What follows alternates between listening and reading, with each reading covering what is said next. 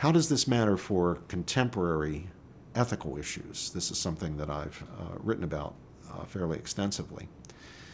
Well, the belief, which I think is an erroneous belief, held by Plato or held by Descartes, that we are ghosts in machines, does not commit one to believing that abortion is morally acceptable or euthanasia is morally acceptable, or that there can be such a thing as a transgender person, that is a person who's physically male but psychologically female, or it doesn't commit one to belief that marriage can be between people of two sexes, or between people of the same sex as well as people of opposite sexes, or that people can validly be in 5-person marriages or 7-person marriages. It doesn't commit you to believing those things.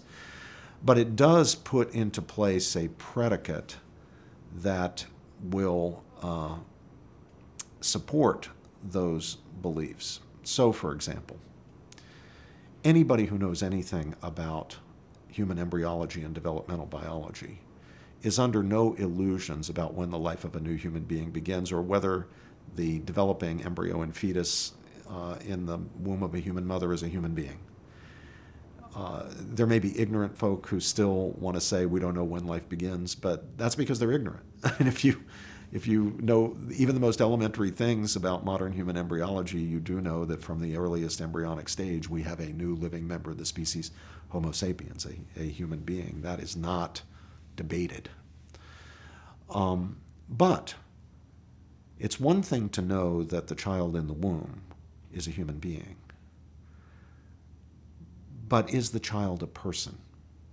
So smart supporters of abortion, who don't say foolish things like we don't know when life begins, or we don't know whether the being in the womb is a human being, people like my colleague at Princeton, Peter Singer, who know what they're talking about when it comes to the biology and acknowledge and recognize the biological facts, will say, of course it's a human being. We don't want to embarrass ourselves by saying that abortion doesn't kill a human being. Of course it kills a human being.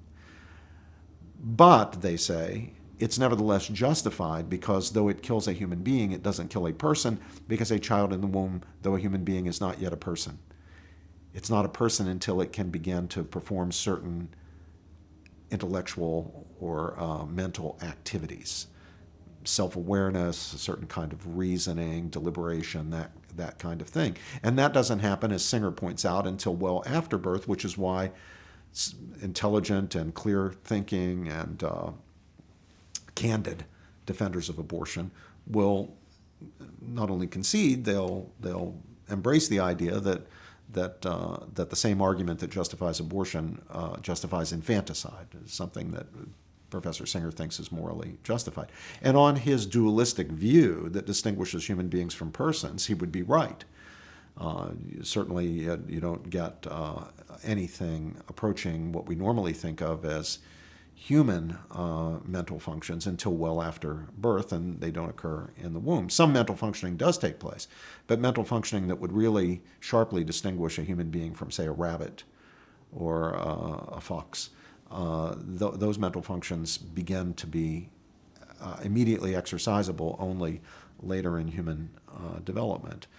So if you believe that human beings and persons are two separate things and that some human beings are not yet persons, that will enable you to justify abortion. Same with euthanasia. If you accept this dualistic anthropology, this idea that human persons are ghosts in machines or minds inhabiting bodies or what have you, you can say, well, Uncle Henry, prior to getting Alzheimer's, was a person, but he's no longer a person. The dementia does not mean he's no longer a human being. As a matter of biological fact, of course he's a human being. Any biologist would recognize him as a human being. But he's no longer a person and therefore may legitimately be killed by euthanasia. Let's say a congenitally, severely cognitively disabled person. That person is born, that person may be 11 years old or 23 years old, but because that person has not and will not achieve the requisite level of mental functioning, on the dualistic view, you would say, well, that's a human being, of course, but is not and will never be a person. So From a moral point of view, some people who hold that view would say you could harvest that person's organs. You could kill that person to get those 2 healthy kidneys and the healthy heart and any other transplantable vital organs that might be used to save human beings who are persons. Same with transgender ideology. If you embrace this person-body dualism, you could say, well, of course, biologically, this individual is a male, but psychologically, that's a woman. And the real person is the psychology, not the biology. So you could have a female trapped in a male body. And to manipulate the body by surgeries and hormone treatments to bring it more into line with what the person regards as his true gender, to make that person more comfortable with her, they would insist, true gender, is perfectly okay.